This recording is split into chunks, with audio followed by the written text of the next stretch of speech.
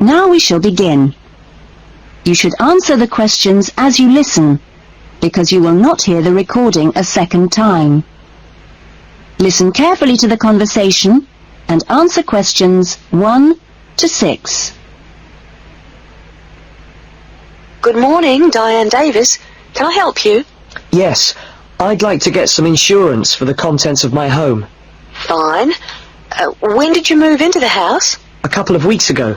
And, it's an apartment, actually. I was told by the landlord that it would be a good idea to get some insurance for the furniture and other personal possessions. Fine. Well, let's get some details. What kind of apartment is it? It's a 2-bedroom apartment. Huh? What floor is it on? Why do you need to know that? Because it affects the cost of the insurance. An apartment on the ground floor isn't as protected as others, and there's more chance of a break-in. Really? I didn't know that.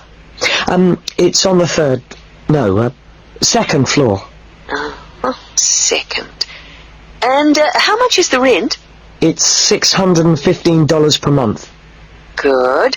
And where is it located? In Biggins Street, South Hills. I see. And what things did you want to insure? Well, what do you recommend?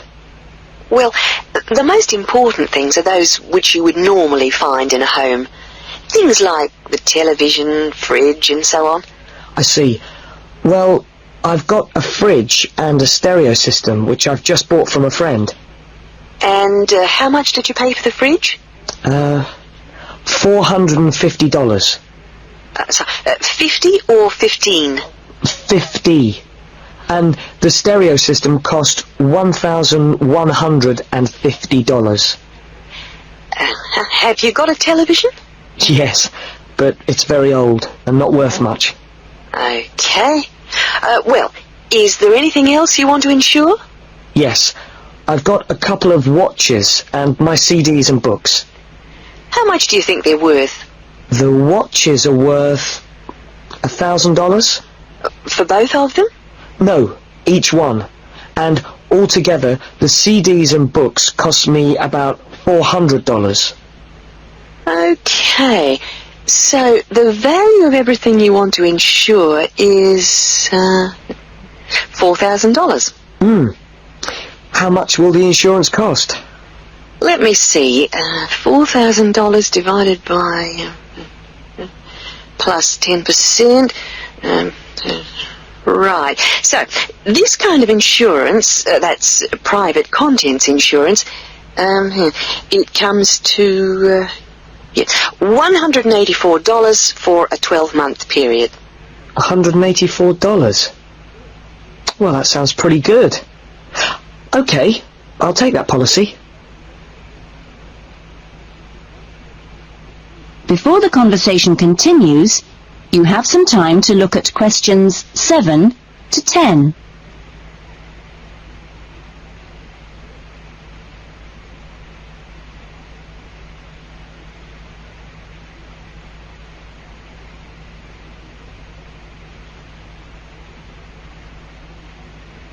Now listen carefully and answer questions 7 to 10. Can I arrange the policy over the phone? Sure.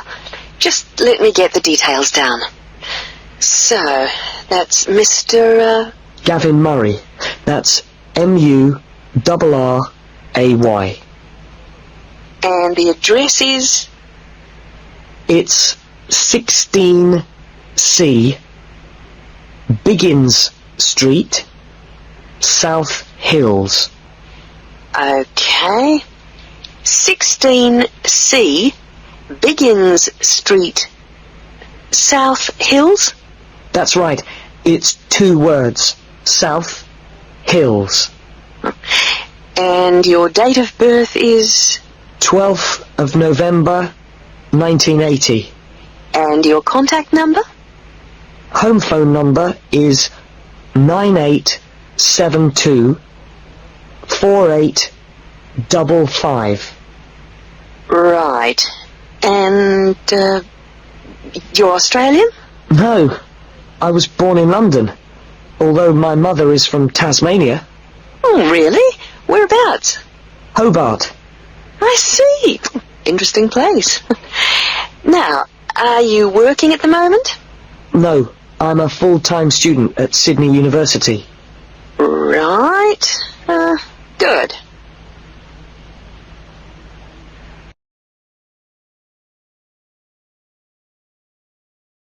That is the end of part 1. You now have half a minute to check your answers.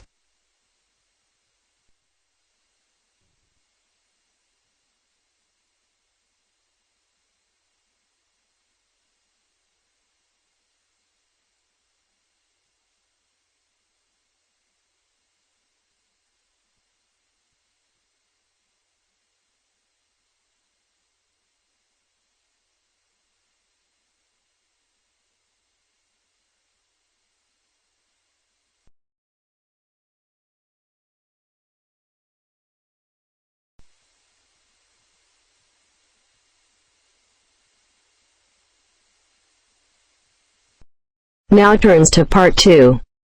Part 2. You will hear an introductory speech to students at a summer school. You have 30 seconds to look at questions 11 to 14.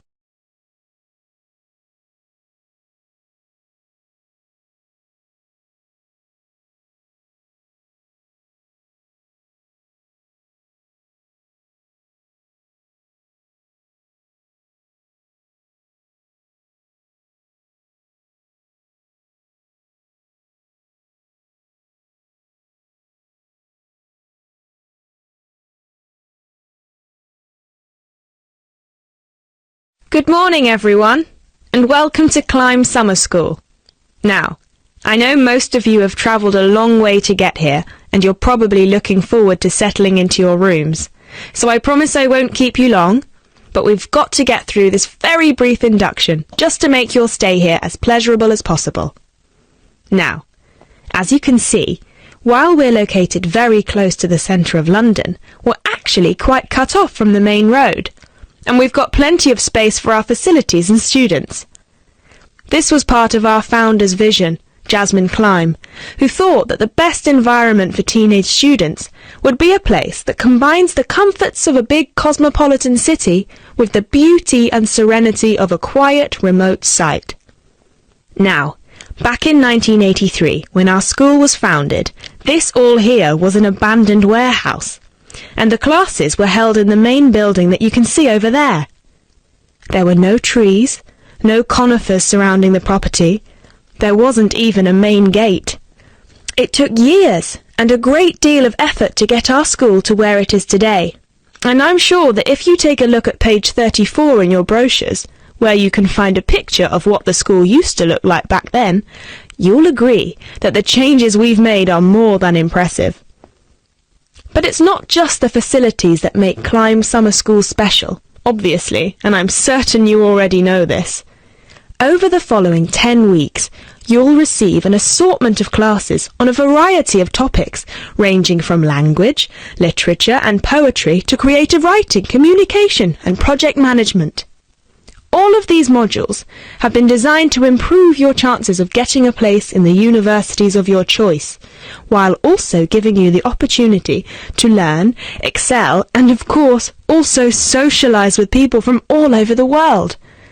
I can tell you, just among the 30 of you, we've got about 21 different nationalities. So what happens now? First of all, I'll be handing out a map of the premises for you to have a look at, and explaining where everything is. Once we're done here, you'll all be taken to your rooms where you can unpack and relax for a couple of hours. And later on, we'll be having our first activity of the day, a mix and match lunch in the main hall, where you'll have the chance to meet your new classmates.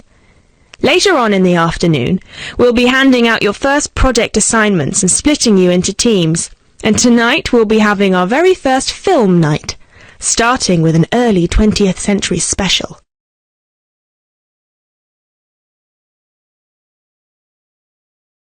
You now have 30 seconds to look at questions 15 to 20.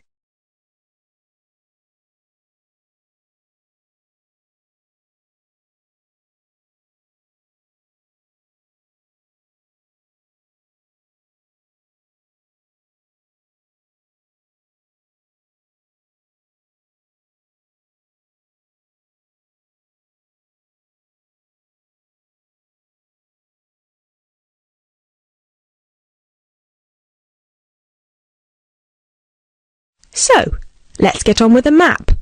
You've already got a version of it in your brochures, so if you can open them to the last page so we can have a look. Very well. As I showed you before, the actual school is right over there in the middle. That's where you'll be having most of your classes. Adjacent to it you'll find the main hall, which is where we'll be hosting most events, such as today's lunch. On the left from the main building you'll find a smaller building, which is where the accommodation and welfare offices are located. This is labelled as the garden office at the front, and it's easy to spot because it has a green door. Each of you is assigned to a different residence hall. We've got 3 residence halls in total, 1 on the left and 2 on the right. The one right next to the garden office is Ursula Hall, named after our founder's sister, while the other 2 are Peter Hall and William Hall. Now, as you can see, there are 3 more buildings to the left of the semicircle here, and 1 more building on the right-hand side, next to William Hall. So that one, which is shaped a bit like a dome, is the pavilion. This is where all your letters will be delivered, and in the basement floor you'll also find a laundrette. Please make sure you've got plenty of £1 coins, as you'll need one for the washing machine and another for the dryer. And that row of buildings on the left, the one closest to us here at the gate, is the canteen, where you'll be able to buy snacks as well as breakfast, lunch and dinner, on days when we don't have an event with food provided. The next one is the gym, which is open from 7 a.m. to 8 p.m. from Monday to Friday, and until 10 p.m. at the weekend. And the last building, right over there, is the study centre, where you'll find plenty of computers and books, as well as a great selection of DVDs and magazines that you can borrow with only a small refundable deposit of £5.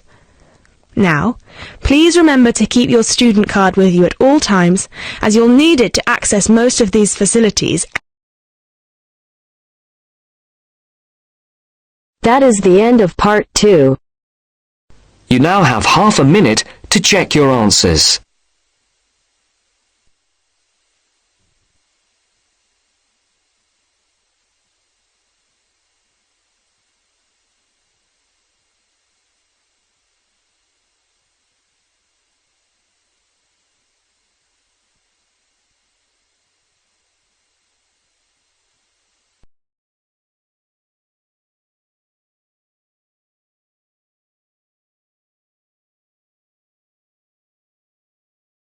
Now turns to part 3. Part 3.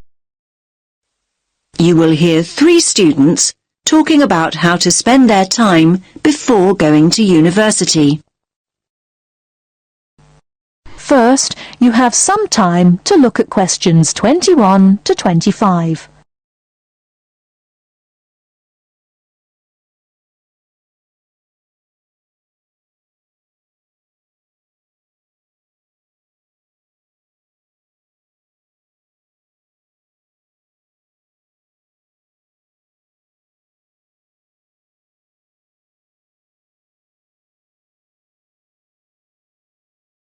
Now listen carefully and answer questions 21 to 25. What's that you're reading, Matt? Oh, hi Tara. It's an article about taking a gap year before going to university. Is that what you're thinking of doing then?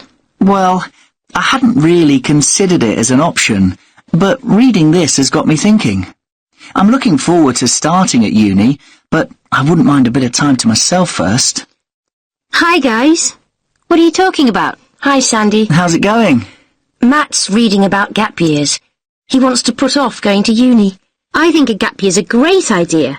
I'm definitely thinking about it. Are you? What would you do with the year? Well, the programmes I've looked at involve volunteering of some kind. I wouldn't want to just go travelling for a year. I couldn't afford that anyway.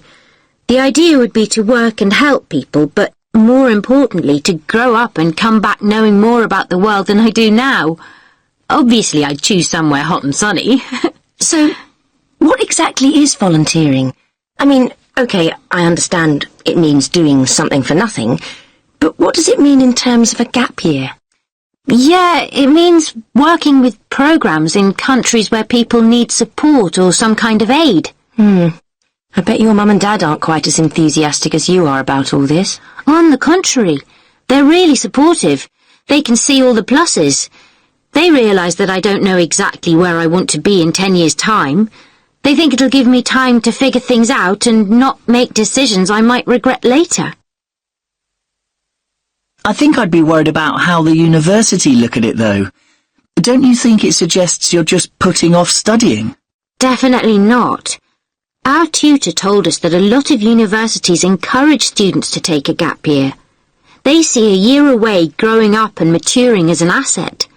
Students arrive in higher education with an extra year of life experience, depending on what you do with the time, obviously. Yes, I can see that tutors might like having a few well-travelled students around. I mean, ones that have a more developed perspective. I think they also appreciate that students who come back from a year away, doing something worthwhile, have a stronger sense of direction and a clearer idea of what they hope to achieve. They probably speak at least a few words of another language too. The most important thing for the unis is that students are motivated.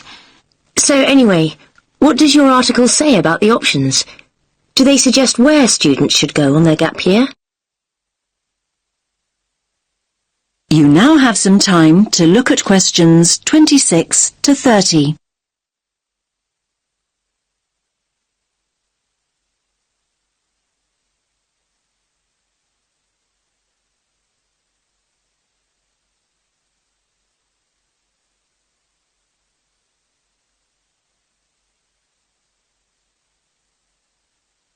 Now listen to the rest of the discussion and answer questions 26 to 30. Well, apparently, Australia's the country where the highest percentage of students take a gap year, and it's the most popular destination for gap year students from other countries as well as Britain. I like the sound of a year in Australia. They say here that there are three main attractions. The abundance of great coast, beautiful beaches, learn to surf, all that stuff. Then there's the amount of time you can spend enjoying outdoor activities, like hiking and loads of sports. And thirdly, the cosmopolitan cities, especially Sydney, which apparently is awesome. It's a great country for young people because there's so much to do. Loads of adventure, and sunshine, obviously. Sounds good to me. Unfortunately, it says here the cost of getting there in the first place can be prohibitive. However you make your way there, it's expensive. Unless the bank of mum and dad help out, that is. Then, look, they also mention various places in Africa. But they single out Ghana. Students can get involved with the construction of new schools or teaching the kids that are already in them. That does sound really rewarding and interesting, I have to say. I guess there's a huge sense of achievement with something like that, and you get fantastic life experience from living in another culture. I think you pick up some real practical skills too. Skills you can bring back with you. Another place I really like the sound of is Nepal. What's the attraction there? Most of the volunteering involves teaching again, and it's that sense of achievement that people are after. They also say, let me read it, students are attracted by the simplicity of daily existence. I think they mean you have to spend a year without your computer and all the rest of it. It's all about going back to basics. So where do people stay? They live on farms or in mountain retreats. I'm not so sure I could manage that. I don't mind hard work, but I like a hot shower at the end of the day. Yeah, I imagine the food's not great either. They do actually say here that one of the things volunteers miss is good food choices. Anyway, there are plenty of other options. Why don't you read the rest of the...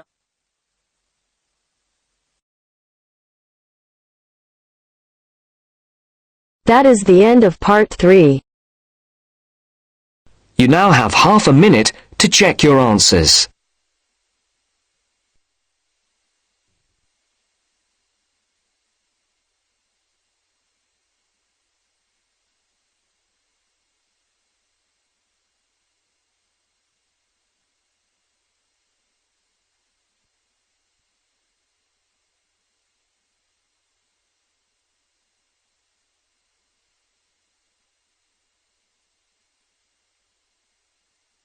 Now turns to Part 4. Part 4. You will hear a woman talking about retail psychology. First, you have some time to look at questions 31 to 40.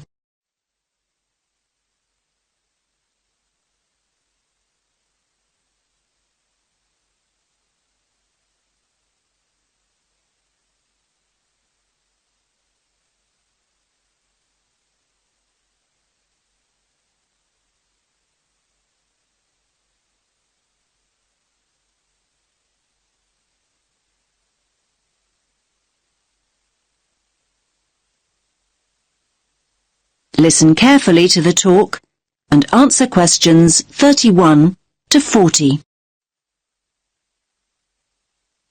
Hello everyone. Let's get started on the final lecture in our module on retail psychology. Today we're going to focus on supermarket layouts and how retailers display their products to encourage us as customers to spend as much of our money as possible. It's an interesting topic. Now, most of us don't actually realise that the layout is deliberately designed to make us part with our money. But in fact, millions of pounds are spent on research into the psychology of shoppers and what motivates us to buy. So, let's have a look at an actual supermarket layout. Now, here's the entrance to the store, just here. This area immediately around the entrance is what retailers refer to as the decompression zone or the dead zone. This is where the customers recover from the environment outside. And by that I mean this is where they adjust. For example, the place where they might put their keys in their pockets or take off their sunglasses, these kinds of things. So, what do you notice about this area? It's very empty, isn't it? Yes, it's pretty much clear of stock altogether. This area is not designed or used to sell us anything. Basically, the supermarkets never put any merchandise here because they know that no one's ready to buy yet. However, the retailers want their customers to feel comfortable. If they're in a relaxed state of mind, they're much more likely to stay longer and spend money. Now, let's look back at the entrance again. Now, it's interesting, but we know that 3/4 of us look right, not left, when we go into a supermarket. So, 75% of people. This gives the supermarkets a great opportunity to hit us with promotions and offers. So, near the front door, you might also find what we call the dwell zone. The dwell zone is the area on the right-hand side by the front door where you are encouraged to relax and browse. You will usually find newspapers and flowers here to help you do exactly that. Moving on from the dwell zone, we come to the power aisle.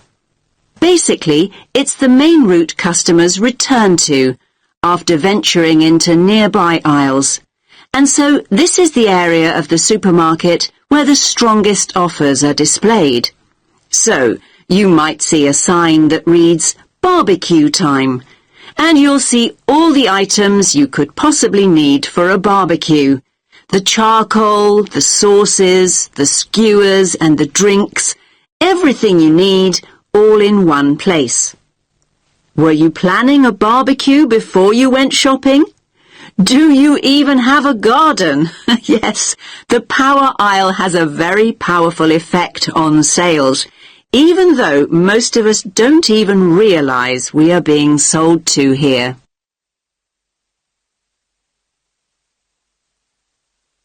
Now, let's think about fruit and vegetables for a moment.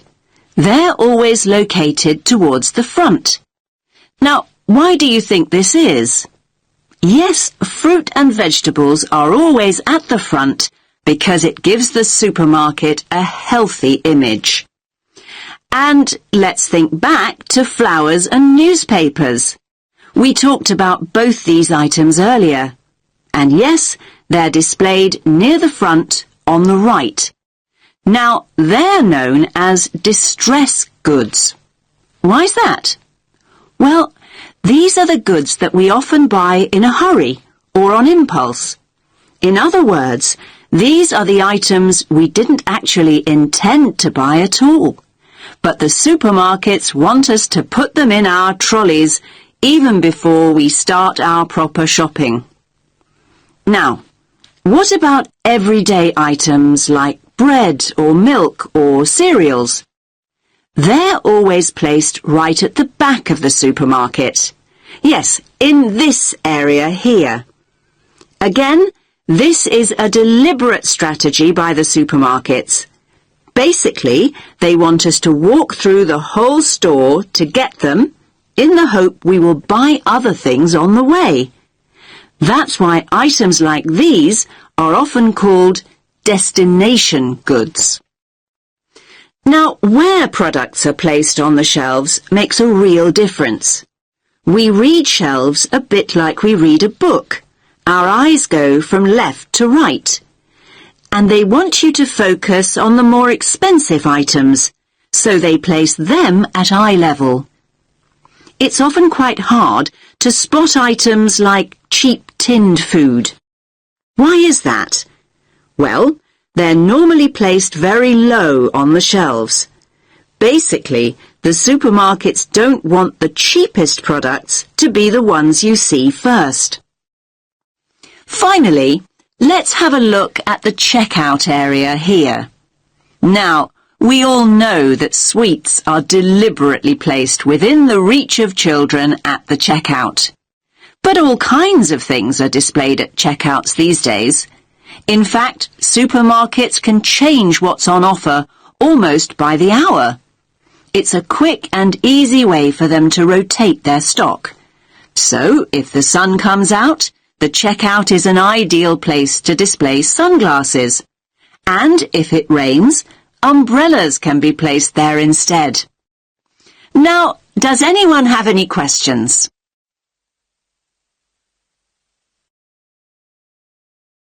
That is the end of part 4. You now have half a minute to check your answers.